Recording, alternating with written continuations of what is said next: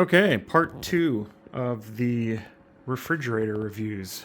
I didn't actually expect this one to come so fast, but it arrived today. This thing is chonky. For comparison, here's my Coleman ice chest that I had before, which is actually somewhat smaller. I'll put the dimensions of this thing on a picture overlay here, but it's tell them Large Marge sent you. Yeah, I mean, you don't lose any space with ice and everything, so it's nice, but it's larger than I thought. I knew this wasn't going to fit behind the seat of my passenger seat of my truck, so I figured what the hell, and I actually went for the larger model. There's two models that are on Amazon for roughly 200 bucks. I think it's like $219 for a 48 quart, which is the size that I had before for the Uhomie. And this is a 58. And when it shows the dimensions, and again, I'll put something up on the screen right now that shows the actual dimensions comparison. But this one was roughly the same size. It was a little bit taller. And so that's where you get the size aspect from going from the smaller to the larger. It's the same basic footprint, which again is pretty large. But either this is going to be strapped into the passenger seat with the battery powering it on the floor, or if I feel comfortable putting it in the truck and it's not going to be too dusty of a trail or it's not going to be raining or whatnot, then I might stick it out there. But yeah, it's large. I realized as I'm making this in Premiere that I never actually mentioned the brand of the thing, and that's because it doesn't have a brand. It's the Feel Fun. So FEELFUNN. I also mentioned 58 quart because the quarts and the liters threw me off on the last one when I was reviewing, but this is a 61 quart, which is a 58 liter for $239. And again, here's the dimensions. It's about 16 inches deep by roughly 29 inches wide. So 16 by 29 by 21.9 high. So that's the one that I got. And if you compare it to the other one, the depth and the width don't really change. It's just the height. You gain about, so this is 19 and a half and this one's about 22. So it gets a little bit taller, which is weird to me that the actual footprint, from 15.6 to 15.8, from 28.6 to 28.6, it stays the same length. It gets a little bit thinner, and it gets about maybe 2.5 inches or something. What's the math? 20 to 22, right? So you get about an extra inch and a half or so. So it's a Feel Fun, which I'll put in the title, but I don't think I actually mentioned during the entire review the name of the brand. Looking at the front panel. Again with the Uhomie, the one that I had before, I'll link in the description of the video. That was the first ever video. This is the second ever video. The Uhomie had a weird battery indicator, which somebody commented that they thought oh, that shows when it's plugged into the car battery. Duh. And no, homie, it's plugged into a power strip. So I don't know why you would think that when I even demonstrated that I unplugged it, the battery disappeared. But that was some genius's reaction to the first video. But there's basic temperature controls for the small and the large, and I'll get into kind of the compartments themselves. There's a beer opener, a bottle opener. Basic on-off functionality. If you can hear, the fan is still going. I heard this one kick on immediately, which I didn't really hear from the other one. But the other one I only had plugged in. I actually didn't have it really running during the video.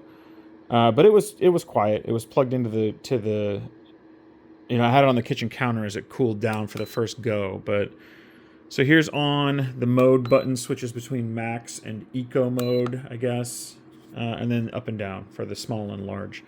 So there's a much larger, what appears to be the compressor compartment down here that you can kind of see into. That's got some grilled mesh here. There's a nice little bonus feature. Is this little compartment right here that has a electrical symbol on it, so I imagine you can roll the DC or the other thing that comes with it is a cigarette lighter attachment. Oops.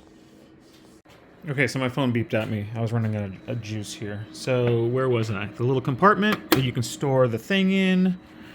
There's also this kind of chintzy little flap down here. It's got spots for USB, so I guess, I mean, since you're plugging in the fridge, again, it doesn't have a battery inside or anything. It needs to be plugged in to be providing power, but as long as you're wasting a plug on powering the fridge, you could also power your phone or something. I don't know, like you could plug a light in there or something. And then this 5521 DC099, I don't know what that is, and it looks like a little dummy plug or something. I don't think that that's actually legit. I think that that's maybe an option that I didn't get or something. But yeah, it's kind of chintzy. It kind of folds closed. I don't know. It's better, I guess, than just having an exposed outlet, but there it is. Are there... One interesting thing, there's tie downs, which is nice. So if you do put it in the bed of your truck, you can use these with some ratchet straps or whatever to hold it down. These are handles. There's a handle on the front and the back. There's a tip talking about how it might be inverted during delivery. And there's another handle up here. When you open it, there's a little LED, I think, in each of the sides, which is nice. And again, the one thing that I really had an issue with the eHomey one before was that it looked to be set up like a dual zone, but it was actually only a single zone. So this one, it's got a basket that you can take out. Looks to be a drain plug down there, which is nice. If you build up some frost, I guess this is some ventilation, circulation kind of thing. There's only one basket, but I mean, for this smaller compartment, it doesn't really need one. There's a little handy cheat sheet for how hot or cold you want to make it for certain things. One interesting thing, too, about these doors is that you can pop them off and reverse them. So you put that in there. At a certain angle. So you could have them facing different ways, or you could flip them both around, but that's kind of a nice touch as well. Overall, looks pretty nice. It's really large. I'm really still kind of getting over just how big it is. But I mean, when it's in the back of the bed of the truck and it's strapped down, out of sight, out of mind. And then again, in my Tacoma, I've got a power hookup in the back, so I could probably just keep it plugged into the bed until I'm not running the truck, and then switch it over to an Elecom or a Jackery or whatever, one of those portable power stations. So I've got one of those. That'll probably be the next thing I review because I just got a solar panel for it.